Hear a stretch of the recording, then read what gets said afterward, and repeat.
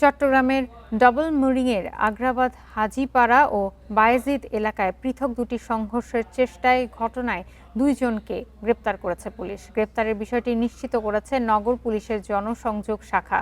Police জানায়, বায়েজিদের মোহাম্মদনগর এলাকায় বৃহস্পতিবার বিকেলে 5 বছর বয়সী এক শিশুকে নিয়ে যান হাসান নামের এক নিরাপত্তা প্রহরী।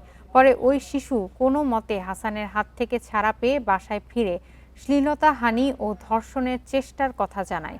রাতে থানায় মামলা করেন ভুক্তভোগী শিশুর পিতা। ঘটনার পর পলাতক হাসানকে শুক্রবার মোহাম্মদনগর এলাকা থেকে গ্রেপ্তার করা হয়। এদিকে শুক্রবার নগরীর আগ্রাবাদের হাজীপাড়ায় 4 বছর ও 10 বছর বয়সী 2 শিশুকে ধর্ষণ চেষ্টার অভিযোগে এহসান নামে 50 বছর বয়সী এক ব্যক্তিকে গ্রেপ্তার করে পুলিশ। এ নিয়ে চট্টগ্রামে 2 দিনে 3টি ধর্ষণ চেষ্টার ঘটনা ঘটেছে।